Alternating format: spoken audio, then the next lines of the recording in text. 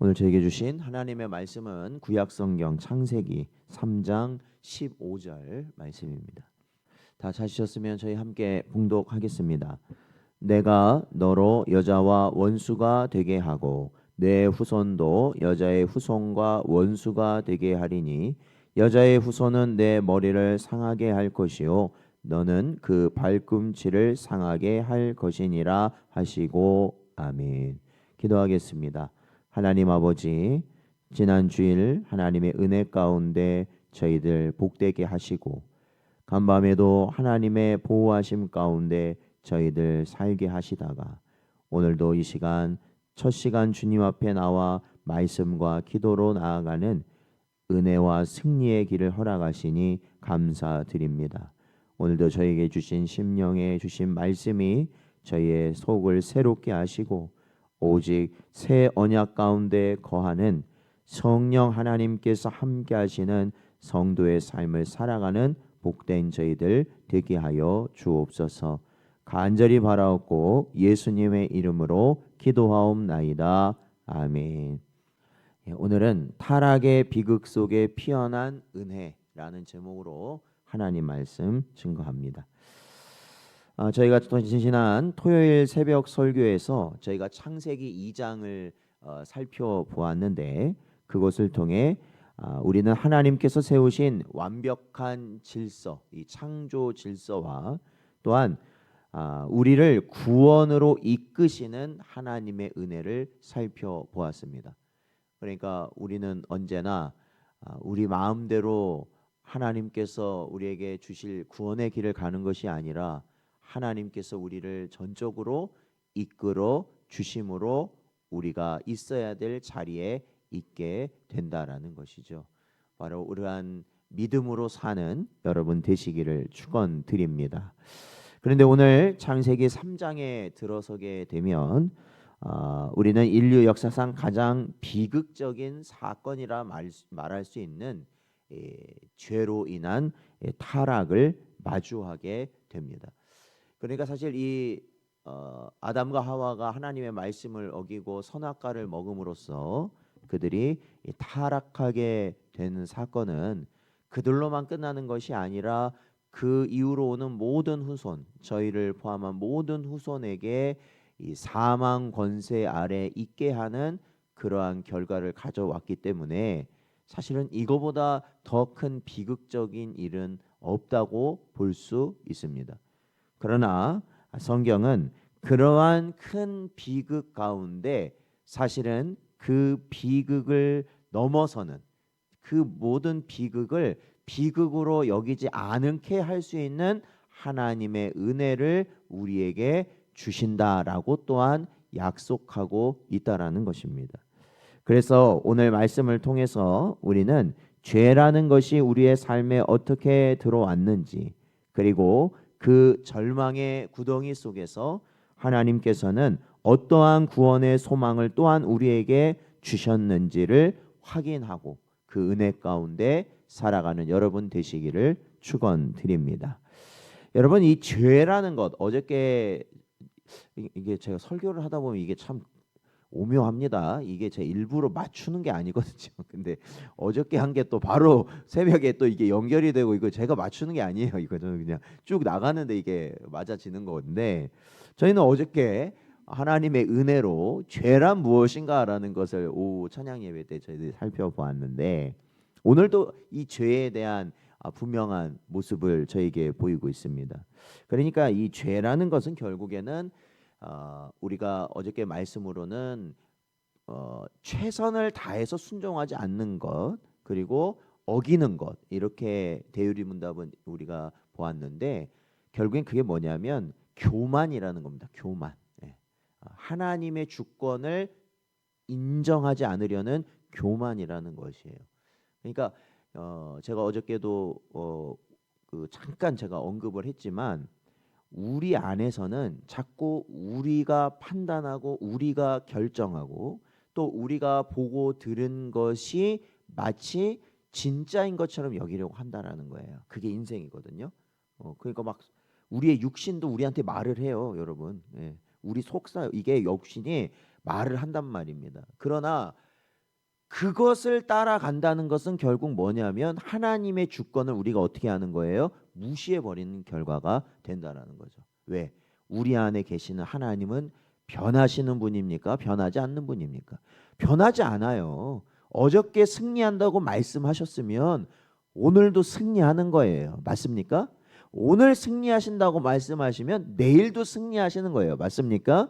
그러니까 우리가 그거를 하나님은 이미 승리를 우리에게 주셨고 구원을 우리에게 주셨고 우리에게 모든 걸 허락하셨는데 우리는 자꾸 어떻게 되냐면 사탄과 마귀가 마치 아담과 하와에게 했던 것처럼 뱀으로 우리에게 자꾸 접근한다라는 거예요. 그러나 절대로 하나님의 백성은 그러한 미혹에 넘어지지 않게 되는 존재인 줄로 믿습니다. 왜냐하면 나로서는 넘어지죠. 그러나 내 안에 누가 계세요? 예수 그리스도께서 함께 계시기 때문에 그렇습니다.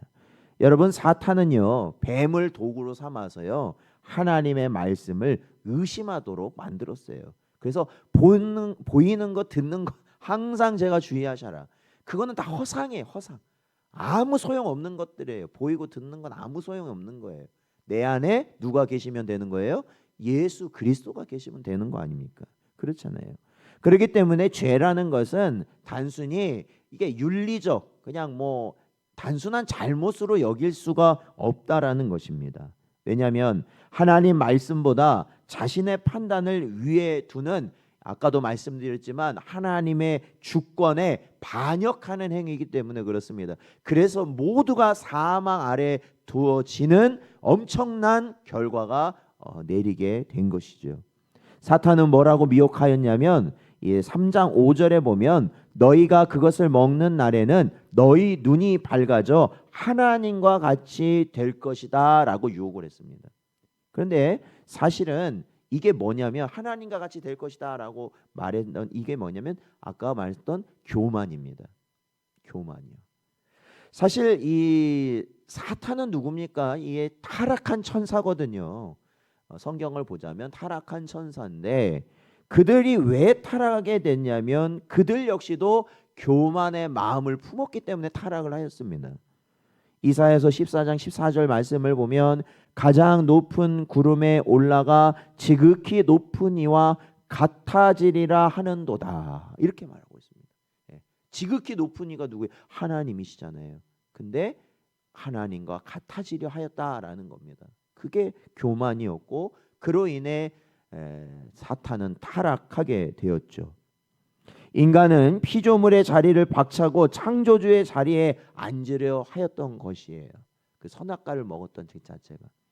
이것이 개혁주의 장로교에서 말하는 죄의 뿌리가 되는 것입니다. 죄의 시작이죠. 이 범죄한 아담과 하와는 하나님의 낯을 피하여 숨게 됩니다. 그죠? 그 선악과를 먹고 난 다음에 어떻게 합니까? 두려워져 가지고 막 눈이 뭔가 보이기 시작해요. 그죠? 눈에 보이기 시작하니까 뭐예요? 두려움이 엄습해. 그러면 두려움이 엄습하면 그 다음이 뭔지 아십니까? 하나님과의 관계가 끊어져 버리는 거야. 그렇죠? 이게 잘 이해를 하셔야 되는 거예요. 왜? 우리는 항상 그거를 겪잖아요. 그렇죠? 우리가 이 삶 겪잖아요. 뭔가를 보고 뭔가를 들으면 그 다음에 뭐가 와요? 확 두려움이 와서 날 사로잡아. 그러면 이거는 하나님으로부터 온 거겠어요?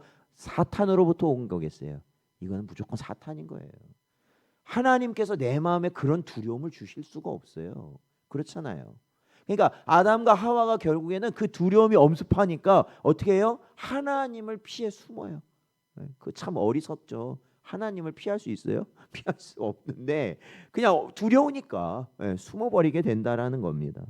그게 바로 관계가 깨져버렸다라는 것이죠. 그걸 다른 말로 하면 영적으로 죽어버렸다. 하나님과 깨지면 영적인 죽음이라는 겁니다.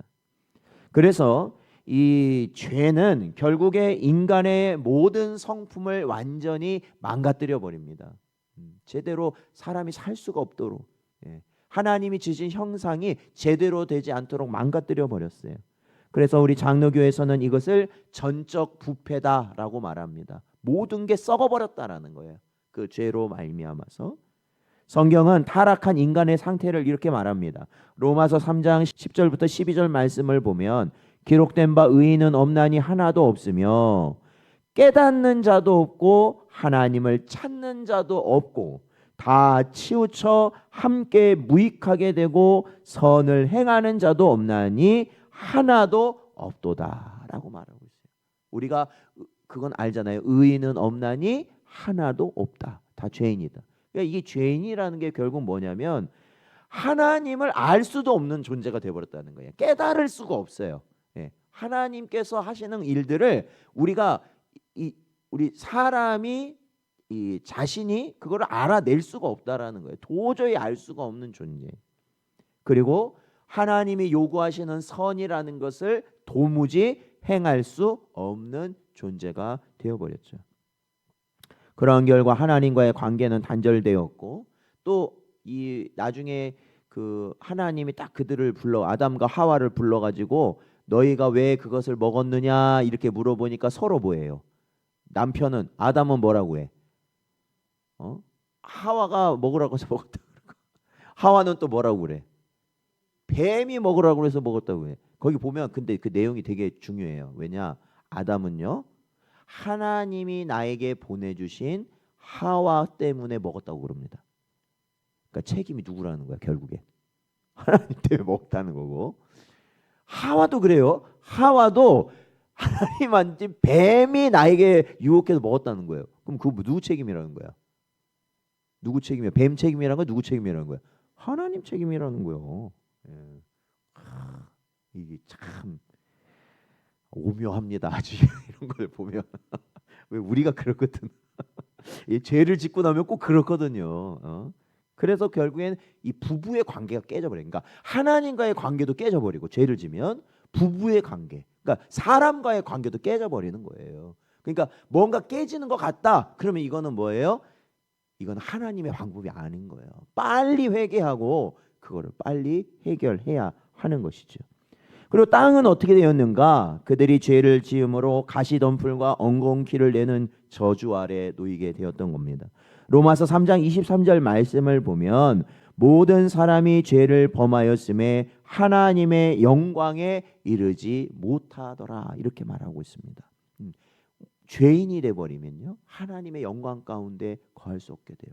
근데 사랑하는 성도 여러분, 우리가 어저께 우리가 오전 말씀처럼 새 언약 가운데서 우리 안에 하나님이 계시고 우리가 그로 말미암아 살아갈 때 우리는 어떠한 상황 가운데 살아간다는 거냐면 그러면은 이제는 죄의 올무에 묶여서 사망 권세 안에 사는 게 아니라 우리가 이 땅에서부터 누구의 영광을 경험하는 거냐면 하나님의 영광 가운데 사는 거예요. 영광의 피. 그러니까 막 어둠이 나를 에워싸고 엄습해도 소용이 없어. 왜? 그 모든 것을 물리치는 하나님의 영광이 우리와 함께 하여 있는 줄로 믿습니다. 그게 바로 우리 성도에게 주신 하나님의 은혜입니다. 여러분, 비록 아담과 하와는 사실은 죄로 인해 무너졌죠. 하나님은 변하지 않으시거든요. 하나님은 항상 그대로 계셨거든요. 그런데 누가 하나님을 떠난 거예요? 사실은 아담과 하와가 떠난 거예요. 그렇잖아요. 그러나 하나님은 그들을 포기하지 않으셨죠. 왜 그러느냐? 그게 하나님 뜻이에요. 그들을 포기하지 않은 것이 하나님 뜻입니다. 그래서 오늘 본문으로 보았던 15절 말씀은 이 15절을 보통 뭐라고 부르냐면 원시복음이라고 합니다. 원시복음. 맨 처음 나타난 복음. 그러니까 하나님께서 처음 말씀을 통해서 우리에게 보이신 명시적 복음이 오늘 3장 15절 말씀이라는 겁니다. 하나님은 여자의 후손을 통해 어떻게 하실 것을 하나님은 말씀하셨냐면 사탄의 권세를 멸하실 것을 약속하셨어요. 여러분, 하나님의 백성을 대적하는 자는 누구를 대적하는 자일까요? 누구를 대적하는 자예요? 하나님을 대적하는 자입니다. 그러면 하나님께서 그들을 어떻게 해버리세요? 멸해버리시는 게 성경의 원리입니다. 그렇죠? 우리가 싸울 필요가 없어요. 그러니까 하나님이 상대하신다는 거예요. 하나님의 백성. 그러니까 사탄과 마귀가 하나님께서 존귀하게 지으신 사람을 어떻게 하는 거예요? 넘어뜨려 버린 거잖아요. 그게 누구를 대적한 거예요? 하나님을 대적한 것이죠. 그러니 그들을 멸하실 것이다. 하나님께서는 말씀하신 거예요. 그게 복음인 겁니다. 사도 요한은 이를 위해서 이렇게 말합니다. 요한일서 3장 8절 말씀을 보면 죄를 짓는 자는 마귀에게 속하나니 마귀는 처음부터 범죄함이라. 하나님의 아들이 나타나신 것은 마귀의 일을 멸하려 하심이라. 아멘. 그렇죠. 예, 그게 3장 15절의 말씀 아니에요. 오늘 보면. 또한 하나님은요, 무화과 잎으로 스스로를 가리려던 그들에게 무엇을 지어 입히셨냐면 21절에 보면 가죽옷을 지어 입히셨다라고 말하고 있습니다. 그러니까 이제 눈이 열리고 나서 그들이 느끼게 뭐냐면 수치심이에요. 부끄러움입니다. 그때는 다 벗고 다녔다고 그러잖아요. 그러니까 자기들 생각으로 어떻게 한 거예요? 무화과 나무 잎으로 자기를 가린 거예요. 몸을 가린 거예요. 그런데 여러분, 이파리가 얼마나 가겠어요? 사람 생각으로는 당장은 가려질지 모르지만 얼마나 가겠냐고요. 1시간 못 가요. 다 말려서 올라가, 다 뿔뿔이 다 떨어지. 예, 그렇게 돼버리잖아요. 만들어서 입어 보셨나 보네. 1시간도 안 간다 그래. 맞아요. 그래요. 그런데 하나님께서는 어떻게 하셨어요? 가죽옷을 지어 입히셨어요. 가죽옷이요. 근데 이 가죽옷을 지어 입히셨다는 의미가 뭐냐면 결국에는 우리의 수치, 죄를 가리기 위해서는 짐승의 희생이 필요했다라는 거예요. 그러니까 생명이 죽어야만 했다라는 거예요. 피가 흘려져야만 했다라는 것입니다. 히브리서 9장 22절 말씀을 보면 율법을 따라 거의 모든 물건이 피로써 정결하게 되나니 피 흘림이 없은즉 사함이 없느니라 말씀하고 있어요. 피가 있어야 죄 사함이 이루어진다는 거예요. 희생이 돼야 된다는 거예요. 죽어져야 된다라는 것입니다. 사랑하는 성도 여러분, 우리 신성전원교회가 바로 이러한 피 흘림 가운데 세워지는 교회가 되기를 축원드립니다. 먼저는 예수 그리스도의 피로 말미암아 세워지고요. 그 다음엔 누가 죽어져야 세워지는 거예요? 우리가 죽어져야 세워지는 게 교회예요. 그렇기 때문에 이 가죽옷은 장차 우리를 위해 십자가에서 피 흘려 죽으심으로 우리의 죄를 덮어주실 예수 그리스도의 대속적 죽음을 미리 보여주신 것이다 라는 겁니다. 사랑하는 성도 여러분, 창세기 3장은 인간의 철저한 실패, 완전한 어떠한 소망도 없는 그러한 실패를 우리에게 보여주지만 동시에 하나님의 신실하신 은혜를 보여주고 있어요. 근데 어떠한 은혜냐? 이게 표현하기가 좀 그래서 여러 가지 생각해봤는데 추적하는 은혜야. 이거는요. 왜? 은혜가 어떻게 해요? 내가 아무리 도망쳐도 하나님의 은혜는 어때요? 우리를 추적해. 따라와. 예. 막 은혜 안 받아요 해도 하나님이 어떻게 은혜를 줘버려. 이게 하나님의 택한 자에게 바로 그러한 은혜를 저에게 주신 줄로 믿습니다. 그래서요, 하나님이 아담이 다 숨어 있을 때 어떻게 하세요? 아담이 하나님을 찾아간 게 아니라 누가 아담을 찾아오셨어요? 하나님이 찾아오셨어요. 그래도 아담 곤란할까 봐 직접 얼굴을 들이미신 게 아니라 저기 있는 거 알아. 저기 숨어 있는 거 그냥 딴 데 보면서 아담아 어디 있느냐 이렇게 물어보셔. 배려도 하셔. 찾아오셔가지고 그러한 은혜를 하나님은 우리에게 주셨다라는 겁니다. 그러니까 지금도 우리가 못 나가도 하나님은 어떻게 우리를요? 따라오시는 거야. 하나님이요. 오히려요. 그토록 우리를 사랑하시는 분이 하나님이시라는 거죠. 예수 그리스도는 잃어버린 우리를 찾기 위해 이 땅에 오셨잖아요. 믿으십니까? 그래서 우리는 임마누엘 하나님이에요. 예수님은 임마누엘의 하나님. 누가복음 19장 10절 말씀을 보면 인자가 온 것은 잃어버린 자를 찾아 구원하려 함이라 말씀하고 있잖아요. 똑같죠? 아담을 찾으신 하나님, 예수님도 똑같이 말씀하시잖아요. 잃어버린 자, 그리고 뭐예요? 죄인을 찾으러 이 땅에 직접 오셨다라는 거예요. 그게 바로 우리라는 겁니다. 오늘 하루 내 힘으로 내 부끄러움을 가리려 애쓰시면 안 됩니다. 내 힘으로 안 됩니다. 오직 하나님께서 입혀주신 예수 그리스도라는 의의 옷만을 여러분 의지하셔야 됩니다. 그게 바로 마지막 때 우리가 준비해야 될 신부가 준비할 옷이에요. 그게 비록 세상은 타락의 여파로 고달퍼요. 그래요. 오늘도 아마 고달프실 겁니다. 여러 가지 많은 일들이 우리를 힘들게 할 거예요. 그러나 이미 사탄의 머리를 상하게 하신 그리스도의 승리가 우리의 것임을 기억하십시오. 그리고 그 말씀을 믿음으로 담대히 나아가는 복된 여러분 되시기를 주의 이름으로 축원드립니다.